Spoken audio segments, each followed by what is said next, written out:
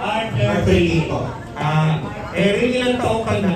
Erin, hi Erin.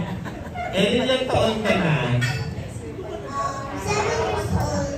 Oh, so mapapanood mo ba yung movie? Parang hindi yata siya, no? Pwede. Hindi po ako pwede, Ay. pero sabi po ni Mami George na makakanood daw po ako sa tabi niya.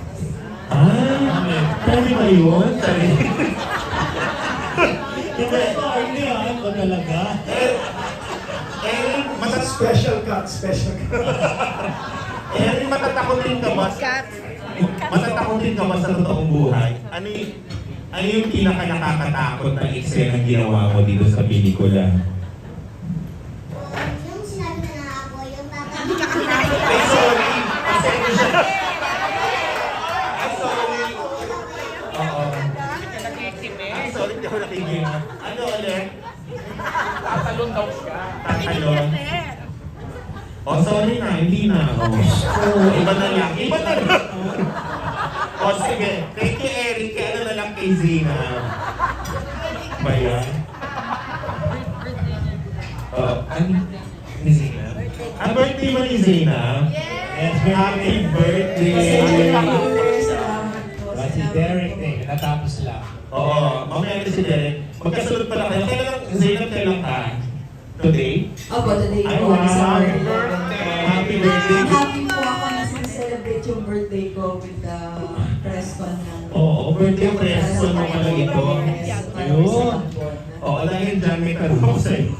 Zainab, I heard kanina ng kwento sa amin ni Derek sa labas na na kung may love scene sila ni Beauty, hindi raw masyadong todo yung kanila. Sa inyo raw yung intense na love scene. Kamusta yun? At kamusta na sa first movie mo, si Derek ang iyong intimate scene? How was it?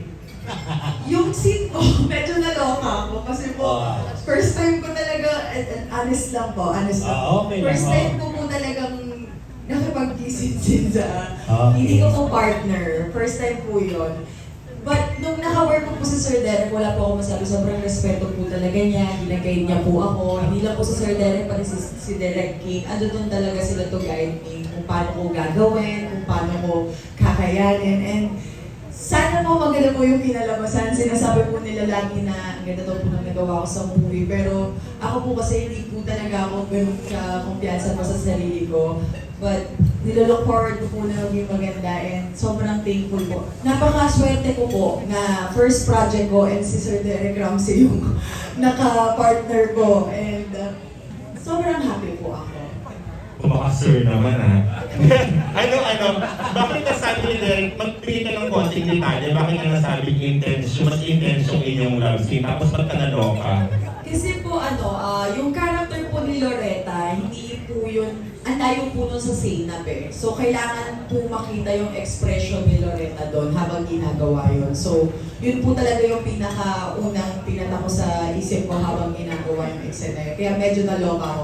Tapos nung nakita ko siya sa screen, nung napanood ko na, very slight, doon ako naloka. Sabi ko, shit, sino? Ako to? Ako talaga to? Parang un-Curtis, mga ganun level yung mga napapanood ko with Sir Derek Ramsey. Tapos isa ako sa mga nabigyan po ng pagkakataon magawa yung ganun. Hindi ko alam kung good ba yun or bad or nakakatawa. Pero nailaban naman po, kaya po abangan nyo. Grabe yung ginawa ko dito. Kaya sana panoorin nyo. Nilaban ko to, kaya ilaban nyo to. Ayan si Derek. Derek. Derek, reaction mo. Bakit siya naloka? Ano ba ang pinagagawa niya? Bakit? Hindi, kasi yung role, yung scene namin is parang one night stand, lasing. So dapat medyo rough, medyo very different from the love scene namin ni Beauty na we're trying to conceive. At siya, talaga may last talaga, may kagat labi, gano'n. Ay, may kagat labi. May kagat lang. Medyo intense talaga siya. But sobrang natuwa si Direk, pasok siya. All praise. Gaya ng mga other love scenes ko, sabi ko kay Zainab na let's just do this in one take para hindi na maging awkward. And nakita ko yung transformation niya from Zainab to her character Loretta in a snap of a finger. So, mabilis natapos yung eksena even though it was her first time to do something like that. Siguro natapos namin yung eksena ngayon in like 30 minutes, but it was an intense 30 minutes. Matagal din ha.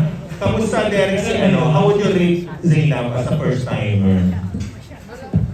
Grabe naman yan.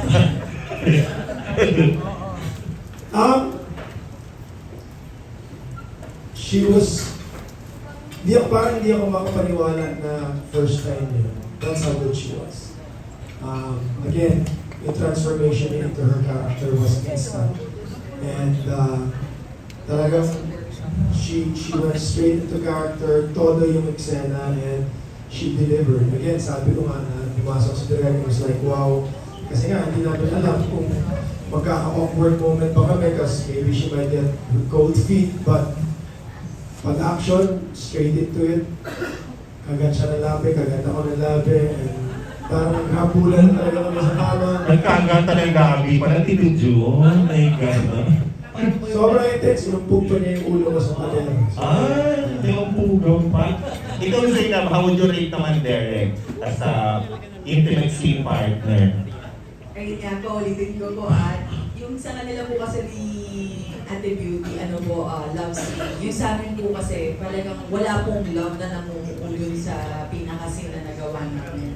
Kaya po, talagang, actually after po nung take namin, talagang namumula yung dito ko dalawa. Kasi sabi ko, grabe si Sir Derek. Ayun talaga yung sabi, grabe si Sir Derek. Pero sobrang in a professional way po. Hindi ko po talaga naramdaman na nabastos ako, wala pong kahit anong awkward. And nakikinig po talaga ako sa suggestions nila. And winnership ko po talaga. Actually, Sino po workshop mo? Ana Filaya po. Siyempre, thank you po sa aking coach. Siya po talaga. Hindi lang din po dun sa love scene, kundi po sa buong pag-play ko sa character ni Loretta. So sa management ko sa Aguila, kay Ana Filaya, grabe po. Naging hands-on po talaga sila sa akin. Pinukusan po nila ako. Kasi gusto po nila na yung first na magawa kong project is successful and hindi po parang minadali lang.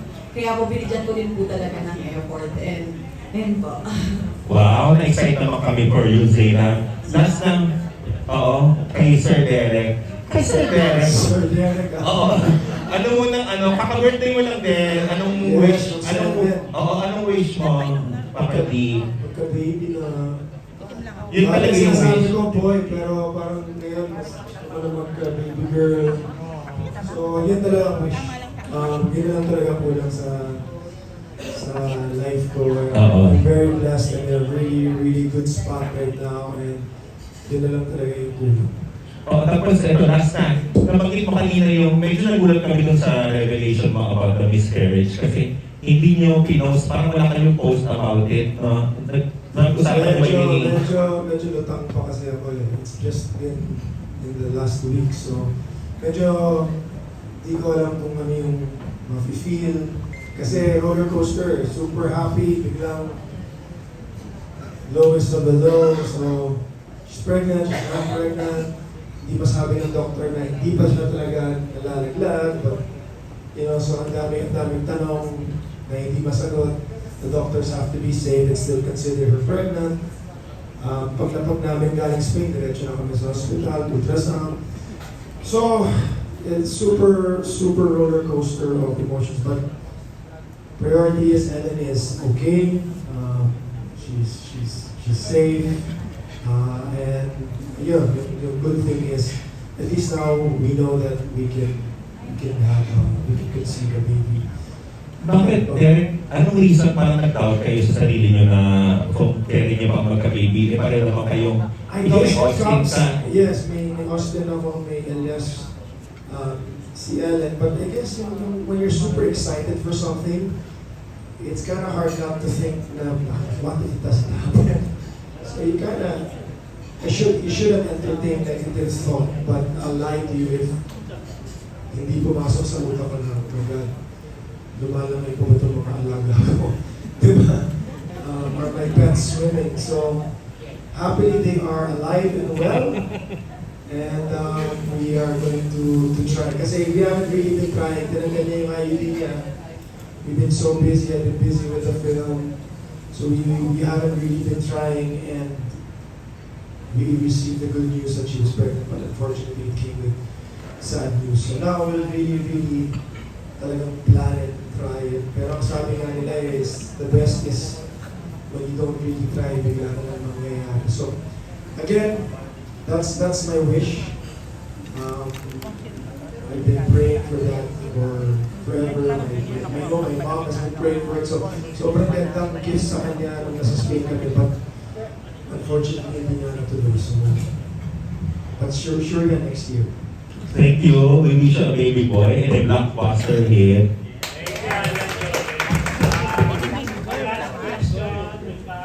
G. Trilliano, Mrs. Malaya, para maisunod natin yung rapol, para maka-escapo na kayo. Yung lang loot pa, bibigay yung ano ha, yung sorry na lang kayo. G. Oo. Girl pala.